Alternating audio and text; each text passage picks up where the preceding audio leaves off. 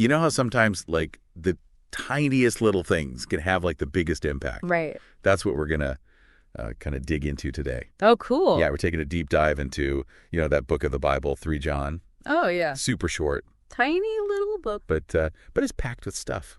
Absolutely. Yeah, you can get a lot of mileage out of those few verses. Exactly. It's like a little window into how the very first church was doing things. Yeah. And it's got, those- it's got these amazing insights into, faithfulness and hospitality. Yes. Really relevant stuff. Which, you think about it, it's like those are still things that matter today. Oh, totally. Right. Yeah.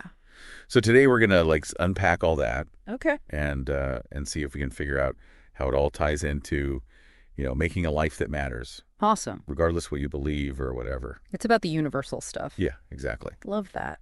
So the book kicks off, right, with John giving this shout out to a guy named Gaius Gaius. for being super faithful. Yeah, he was a good dude. And, it's not like Gaius did something incredible, like save the world or something. Right. It's more like he just lived his values every day, even when it was boring or tough. Exactly. It's that day-to-day consistency that really matters. What do you think about that? Like, how does someone actually do that, Well, think of it like this. It's like, you know the words to a song, right? But it's not the same as actually singing it. Oh, I see. Faithfulness is about putting your beliefs into action, like making them a part of your life, Oh, that's it. instead of just thinking about them. Yeah. Yeah. You got to walk the walk. Totally. And here's where it gets really interesting. Okay. So the book, it says that Gaius's faithfulness wasn't just like a personal thing, Right. Like it had this ripple effect Oh, yeah. out into his whole community. He was known for helping out traveling missionaries, right? Yeah. Gave them a place to stay, encouraged them, that sort of thing. Right. Yeah. And it makes you wonder, what if every time someone was faithful, even in a small way, it was like dropping a pebble in a pond? I like Like those ripples spreading out. Totally. You can totally see that happening. I mean, have you ever been inspired by someone just doing the right thing? Oh, all the time. Right. Like maybe it'd even make you want to do something good yourself. Exactly. That's the ripple effect right there. Exactly. That's what 3 John's getting at, right? Yeah, it's showing us how we're all connected, how one person's actions can make a difference for lots of other people. Totally.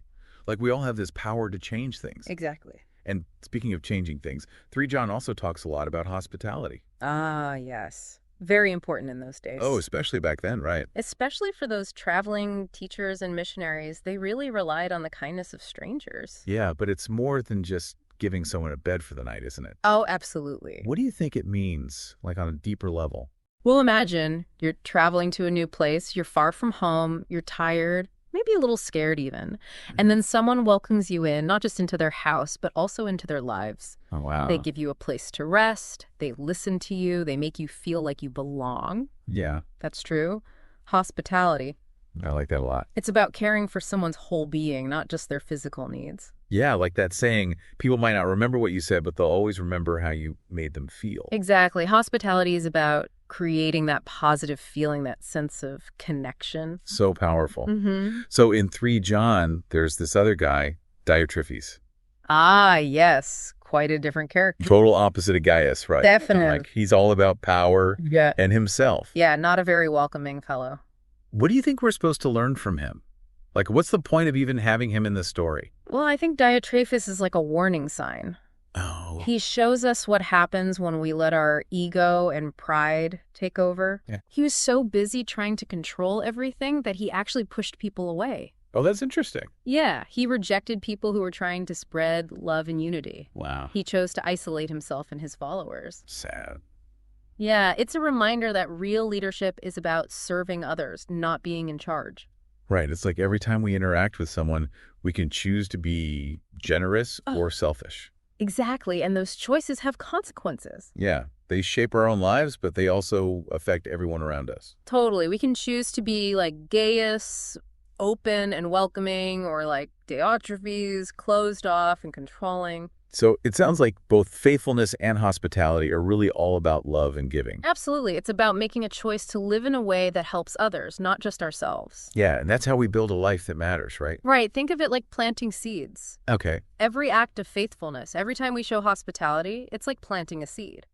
Oh, I like that. You might not see the results right away, but over time, those seeds can grow into something beautiful. That's a beautiful way to think about it. Thanks. So what does all this mean for, our listeners? Well, I think it means that no matter who you are or what you believe, faithfulness and hospitality can help you make a difference in the world. Yeah, like they're tools for living a better life. Exactly. The question is, what kind of difference do you want to make? Right. What seeds will you plant today? And how will you help make the world a better place? Those are the real questions. Here's a final thought for everyone listening. Imagine if everyone was faithful and hospitable. Oh, wow. What kind of world would we have? It's something to think about, and more importantly, something to do something about. Absolutely. Let's get out there and make it happen.